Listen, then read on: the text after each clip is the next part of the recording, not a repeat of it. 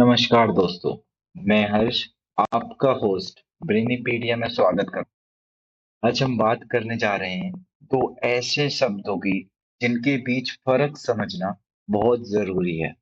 Democracy और एमोक्रेसी।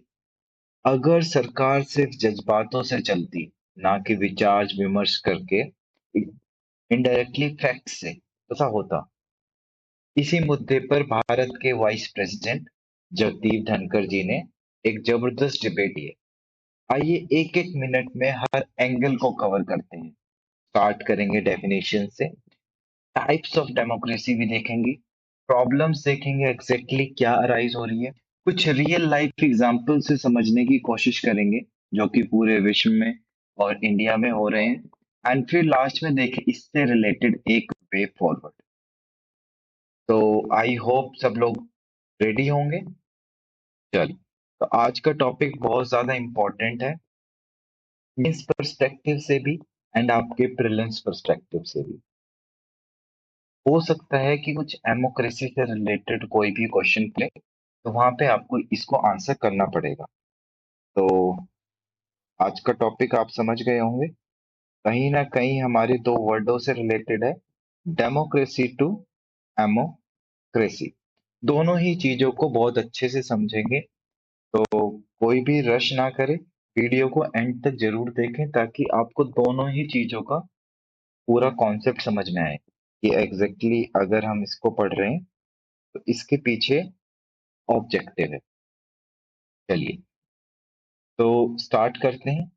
Democracy. जिन लोगों को पता है कि डेमोक्रेसी का क्या मतलब होता है, वो जल्दी से कमेंट सेक्शन में कमेंट के बताएं कि भाई डेमोक्रेसी क्या है। देखो, ये एक ऐसा शब्द है जो हम सबने सुना है, डे टू डे एक्टिविटी में हम इसका यूज ही करते हैं।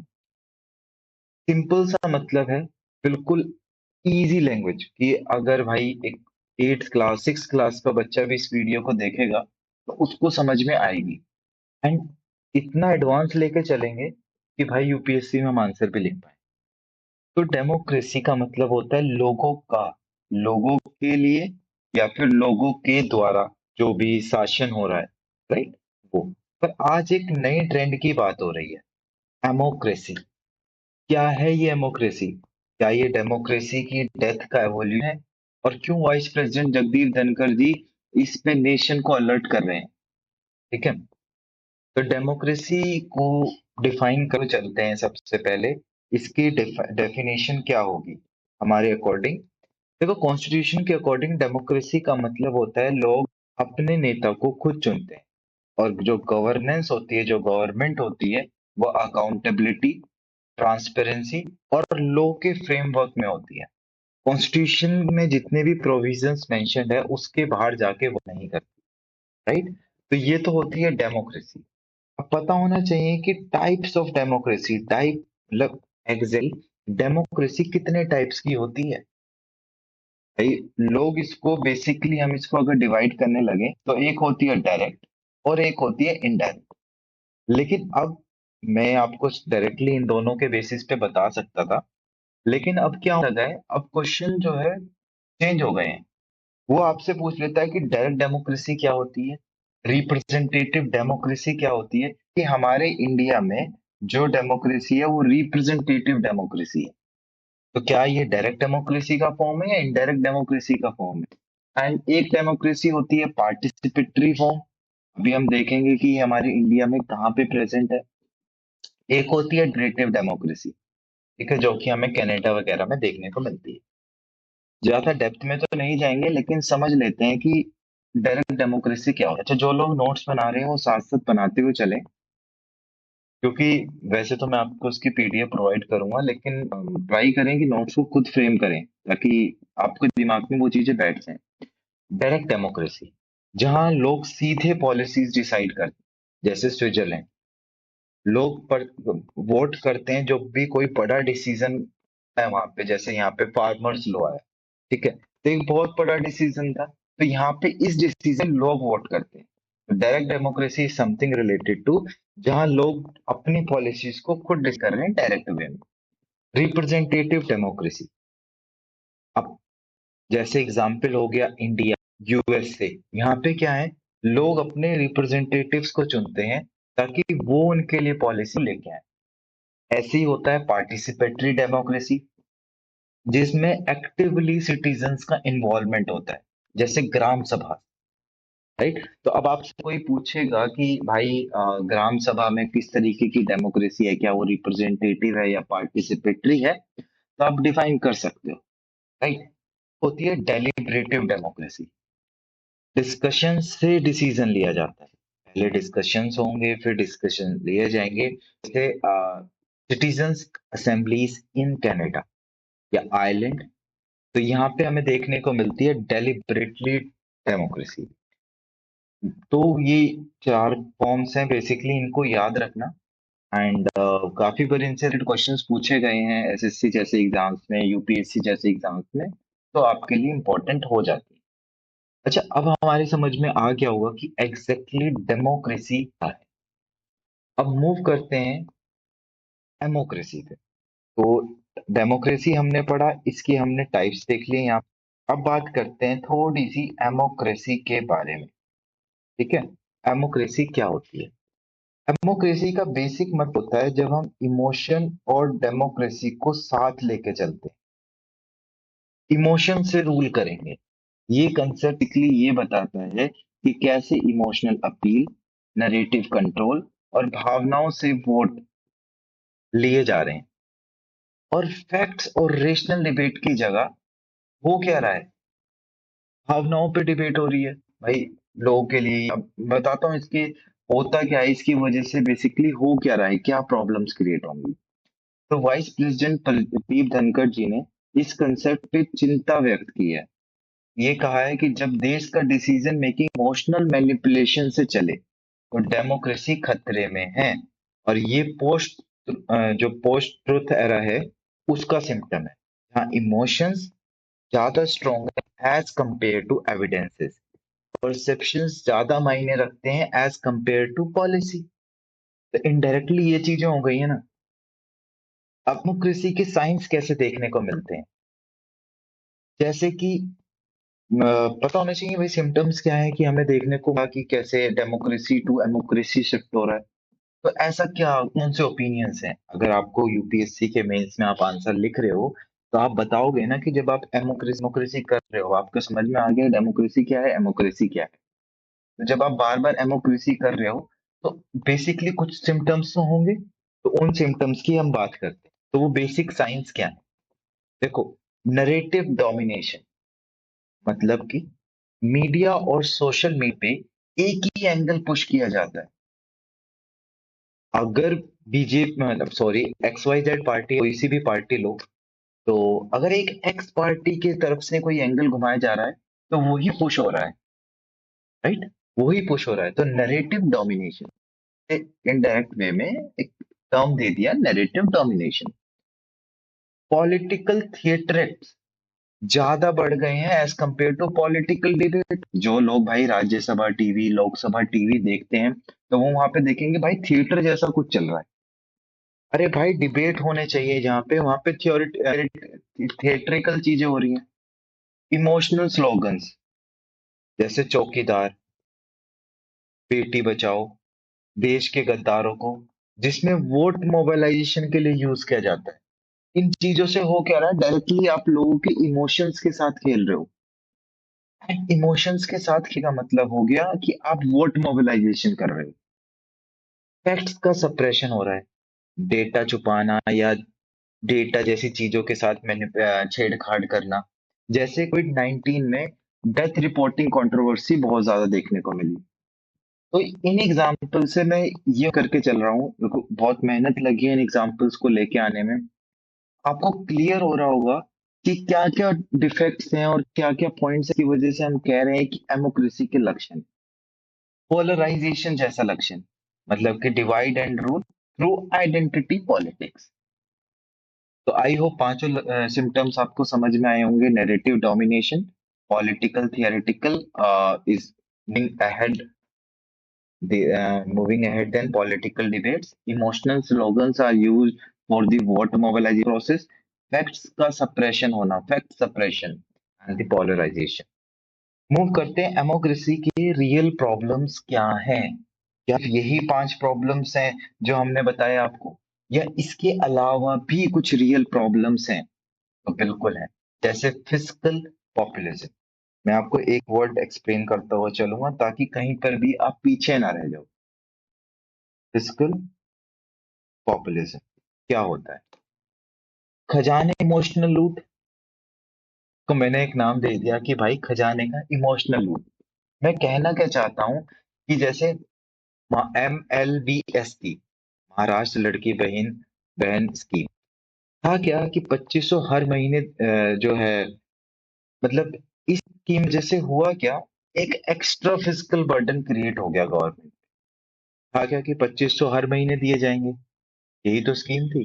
अब इनडायरेक्टली हुआ क्या, एक फिजिकल बर्डन उस पर्टिकुलर गवर्नमेंट पे क्रिएट हो गया। अब ये तो था शॉर्ट टर्म इमोशनल विन, लेकिन लॉन्ग टर्म में अगर इसको देखेंगे तो इकोनॉमी तो कोलैप्स हो जाएगी। आने वाली जो गवर्नमेंट है उसके ऊपर एक तुमने एक बर्डन क्रिएट कर दिया। कल को तुम्हारी गवर्नमेंट नहीं आती है, जिस XYZ पार्टी ने ये स्कीम लॉन्च करी उसकी गवर्नमेंट ना आके कोई दूसरी गवर्नमेंट आ जाती है, तो उसके ऊपर तो फिजिकल बर्डन क्रिएट हो गया। दूसरा, जैसे पंजाब में फ्री पर दो 20,000 करोड़ की सब्सिडी, जिसने पूरा इंफ्रास्ट्रक्चर डेवलपमेंट रोक दिया। तो है क्या, शॉर्ट टर्म इमोशनल विन के ऊपर लॉन्ग टर्म इकोनॉमिक कोलैप्स कर रहे हो। तो सबसे पहली तो जो प्रॉब्लम थी वो थी फिजिकल पॉपुलिज्म। आई होप यहाँ तक सब एक ही फेज पे होंगे, किसी को कोई डाउट नहीं होगा। इसके बाद हम मूव करते हैं नेक्स्ट पार्ट पे, जो कि है institutional institutional clash. Institutional clash से मेरा बेसिक मतलब है जुडिशरी वर्सेस एग्जीक्यूटिव। अब जुडिशरी वर्सेस एग्जीक्यूटिव से क्या समझता हूं मैं वो बताता हूँ। देखो इंडिया में हुआ क्या, सुप्रीम कोर्ट ने आर्टिकल 142 के अंडर 1,000 करोड़ फाइन लगाया, बिना किसी डिटेल्ड हियरिंग के। तो वाइस प्रेसिडेंट ने इसे न्यूक्लियर मिसाइल कहा। वाइस प्रेसिडेंट जी हैं, उन्होंने इसको न्यूक्लियर मिसाइल कहते हुए कहा कि भाई 1,000 करोड़ का फाइन आर्टिकल 142 को रिस्पेक्ट में लाकर बिना डिटेल हियरिंग के कैसे लगा दिया। नहीं तो मिसाइल कर दिया ना आपने भाई एग्जीक्यूटिव के ऊपर। यही तो हुआ। बर्डन किस पे आया, ये अब तुमने इतना ज्यादा फाइन लगाया, इनडायरेक्टली गवर्नमेंट पर फाइन है, एग्जीक्यूटिव पे तुमने डायरेक्ट एक्शन लिया। चलो कमेंट सेक्शन में कमेंट करके बताओ जल्दी से, आर्टिकल 142 है क्या। यूके में PM जॉनसन ने पार्लियामेंट सस्पेंड किया, सुप्रीम कोर्ट ने लीगल बोला, मतलब कि पब्लिक ट्रस्ट इंस्टीट्यूशंस में काम हो गया इनडायरेक्टली। तो ये था इंस्टीट्यूशनल क्लैश। आई होप समझ में आया होगा कि इंस्टीट्यूशनल है क्या। तीसरा है सोशल पोलराइजेशन। ये आपको रियल एग्जांपल्स देके मैं ये बेसिक प्रॉब्लम समझाना चाहता हूँ कि डेमोक्रेसी की बेसिक प्रॉब्लम्स क्या है। राइट। सोशल पोलराइजेशन से मेरा मतलब है कि भाई सोशल मीडिया के थ्रू कम्युनल डिवाइड का बनना बढ़ना। ठीक है। जैसे ये इंडिया की बात हो गई, काओ विजुअलाइजेशन। ठीक है। USA की बात करें तो कैपिटल हिल रेयॉट। ठीक है, स्टॉप द स्टील। हुआ क्या कि जो डेमोक्रेटिक ट्रेडिशन थे उनको तोड़ दिया। इमोशंस लोगों को मैनिपुलेट करते हैं और डेमोक्रेसी के फाउंडेशन को हिलाए।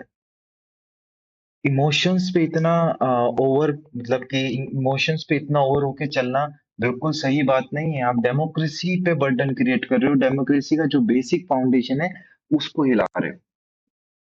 चलो ये हो गया। इसके बाद ये स्कीम, ये जो चौथा पॉइंट है, ये लोगों को समझना चाहिए। Short term freebies. भाई फ्री जैसा कुछ नहीं होता है, ये समझो। Short term freebies versus long term reform. आप शॉर्ट टर्म फ्रीबी प्रोवाइड कर डायरेक्टली लॉन्ग टर्म रिफॉर्म को अवॉइड कर रहे हो। जैसे फार्म लोन वेवर्स, 60,000+ करोड़ का लोन है, लेकिन इरिगेशन और इंश्योरेंस के नाम पे कुछ भी नहीं है। वो तो यही रहा है, लॉन्ग टर्म रिफॉर्म्स कहाँ है, कौन सी इरिगेशन फैसिलिटीज बढ़ गई या फिर कौन सा इंश्योरेंस में कुछ हो गया। ठीक है। ब्राजील में बात करते हैं, कि कोविड स्टैंड के चलते हेल्थ इंफ्रास्ट्रक्चर पीछे रह गया, तो वोट के लिए तमाशा और रिफॉर्म्स के लिए सेक्रीफाइस। इनडायरेक्टली तो ये हुआ। तो भाई शॉर्ट टर्म फ्रीबीज पे फोकस करो कि ऐसा भी कुछ नहीं होता है। अच्छा, कुछ लोगों को लग रहा होगा कि मैं बिल्कुल क्रिटिक्स में जा रहा हूँ डेमोक्रेसी के, तो ऐसा बिल्कुल नहीं है। मैं आपके सामने वो इम्पोर्टेंट रखना चाहता हूँ कि आपको ये क्लैरिटी मिले कि डेमोक्रेसी क्या है, क्योंकि डेमोक्रेसी तो देखो सबको पता है, राइट? एक सिक्स क्लास के बच्चे से आप जाके पूछोगे कि भाई डेमोक्रेसी को डिफाइन कर दो, तो वो कर देगा।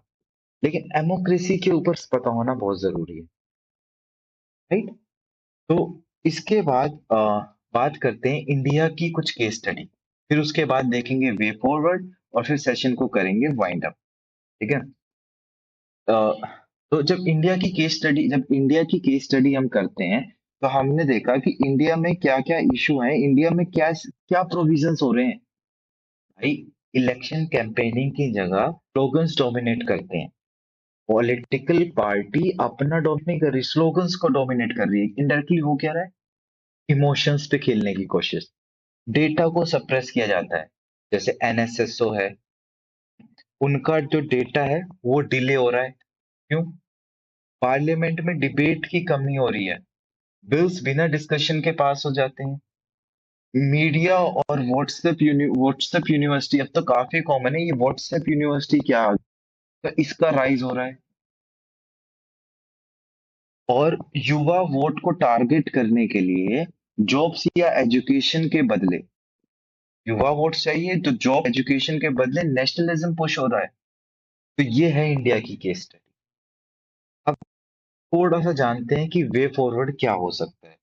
अब जो लोग बीएससी का मेंस लिख रहे हैं, उनको वे फॉरवर्ड भी तो पता होना चाहिए। जब इतना क्रिटिसिज्म कर लिया तो वे कुछ सॉल्यूशन भी दो। डेमोक्रेटिक लिटरेसी, लोगों को वोट करने का मतलब समझना चाहिए कि वो वोट कर क्या रहे हैं। तो democratic literacy is most important. मैं आपको ये पॉइंट्स लिख देता हूँ ताकि ये वे फॉरवर्ड के पॉइंट्स आपको पता हो। Democratic literacy. दूसरा पॉइंट है इंडिपेंडेंट इंस्टीट्यूशंस, जैसे election commission, supreme court, controller auditor general जैसे बॉडीज को फ्री और फेयर रखना। ठीक है, इंडिपेंडेंट इंस्टीट्यूशन। ओके। तीसरी पॉइंट की बात करते हैं, data transparency, right to information. जैसे अभी तो डीपीडीपी एक्ट 2023 कैसे आरटीआई के ऊपर कंट्रोल डाल रहा है, ये सारी चीजें कि भाई पर्सनल डेटा को, ये तो मेरा पर्सनल डेटा है, मैं तो नहीं शेयर कर रहा। तो ये जो डेटा ट्रांसपेरेंसी से रिलेटेड प्रॉब्लम आ रही हैं, इसके ऊपर एक्शन लेना। चौथा पॉइंट, रिस्पॉन्सिबल मीडिया। टीआरपी के लिए इमोशन ड्रिवन नहीं होना चाहिए, फैक्ट्स बेस्ड जर्नलिज्म हो। रिस्पॉन्सिबल मीडिया, मीडिया रिस्पॉन्सिबिलिटी से अपने काम को करे। पॉलिटिकल विल और रिफॉर्म्स के लिए फ्रीबीज के बदले रियल डेवलपमेंट हो। हमें नहीं चाहिए फ्रीबी, हमें रियल डेवलपमेंट चाहिए। ठीक है। तो पॉलिटिकल विल रिफॉर्म। अब जो लोग दिल्ली में रह रहे होंगे, उन्हें इलेक्ट्रिसिटी से रिलेटेड पता होगा कि कैसे इलेक्ट्रिसिटी 200 यूनिट तक फ्री है गवर्नमेंट मीटर्स पे। क्या उसका बेनिफिट वहां के टीनेजर्स को मिल रहा है? जो वहां पे टेनेंट्स रह रहे हैं, जो यूपीएससी पढ़ाई करने आए हैं, क्या उनको वो बेनिफिट मिल रहा है? ओनर्स उनकी अब भी उनसे 10 रुपीज यूनिट ले रहे हैं, तो ऐसा क्यों? तो भाई हमें नहीं चाहिए फ्रीबीज, फ्रीबीज का जहां तक बेनिफिट पहुंचना चाहिए वहां तक नहीं पहुंच रहा। फार्म लोन वेवर्स आया, फार्मर्स लोन वेवर आया, उसका बेनिफिट किसको मिला? जो असली किसान है उन तक तो वो बेनिफिट पहुंचा ही नहीं। तो ग्राउंड रियलिटी चेक्स होने चाहिए। ये कब होंगे? जब जो डेटा है वो ट्रांसपेरेंट होगा, इंस्टीट्यूट इंडिपेंडेंट वे में एक्ट कर पाएंगे, लोगों को डेमोक्रेटिक बारे में सारी चीजें पता होंगी, मीडिया ढंग से रिपोर्ट करेगी, फैक्ट बेस्ड जर्नलिज्म लेके आएगी, ये सारी चीजें। भारत जैसा कंट्री जहां 65% यूथ है, वो डेमोक्रेसी से बच के, डेमोक्रेसी को बचाना सबसे बड़ा काम है। इमोशनल नरेटिव्स आएंगे, लेकिन इमोशन के साथ विजन हो, तभी नेशन ग्रो करेगा। इमोशन के साथ विजन बहुत जरूरी है। आप एक वोट एक आवाज देश के भविष्य का डिसीजन ले सकती है। तो आप समझ रहे होंगे कि मैं इस पे इतना जोर क्यों डाल रहा हूँ, क्या रीजन है मेरा बार बार इस पे फोकस करने के लिए। तो बेसिकली हमारा पॉइंट यही है कि भाई जो जितने भी ये टाइप्स ऑफ डेमोक्रेसी डेमोक्रेसी है, इस जो डेंजर्स हैं, जो इसके नेगेटिव फैक्ट्स हैं, उनको हम समझ सकते हैं और उसके बाद गवर्नमेंट जो है उसको अकाउंटेबल होल्ड कर सकते हैं, ताकि वो गवर्नमेंट जो है एक अकाउंटेबल वे में काम करे। तो दोस्तों ये था बेसिक फर्क डेमोक्रेसी और डेमोक्रेसी के बीच का। हम अपनी सरकार को अकाउंटेबल बना सकते हैं यही फर्क समझ के। जगदीप धनखड़ जी का कॉल और डिबेट सिर्फ शुरुआत है। फर्ज हमारा है एज एन इन्फॉर्म्ड सिटीजन बनकर अपने वोट और अपने शब्दों का एक रिस्पॉन्सिबल इस्तेमाल करें। अगर आपको ये वीडियो पसंद आया है, लाइक शेयर एंड सब्सक्राइब करना मत भूलिएगा। कमेंट करके बताइएगा आपका क्या वे फॉरवर्ड हो सकता है। एंड कोई भी डाउट है किसी भी कॉन्सेप्ट से रिलेटेड, जुडिशियल बैलेंस हो, फिस्कल प्रेसिडेंस हो, मीडिया लिटरेसी से रिलेटेड हो, एक कोई क्या कहते हैं, अगर आपको कोई वर्ल्ड वाइड एग्जांपल्स चाहिए जैसे ब्राजील से रिलेटेड, क्योंकि ब्राजील में भी हमें इमोशनल हेल्थ पॉलिसीज देखने को मिली, यूरोप से रिलेटेड जहाँ पे राइट विंग पॉपुलिज्म देखने को मिला, यूनाइटेड स्टेट्स से रिलेटेड जहाँ पे ट्रम्प एरा पॉपुलिज्म देखने को मिला। तो ऐसे अगर कोई भी वर्ल्ड वाइड एग्जांपल्स में आपको जानना हो तो आप उसके ऊपर कमेंट सेक्शन में कमेंट करके बता सकते हैं। मिलते हैं नेक्स्ट सेशन में एक नए टॉपिक के साथ, एक नई शुरुआत के साथ। जब तक पढ़ते रहिए एंड सक्सेस अचीव करें। Thank you.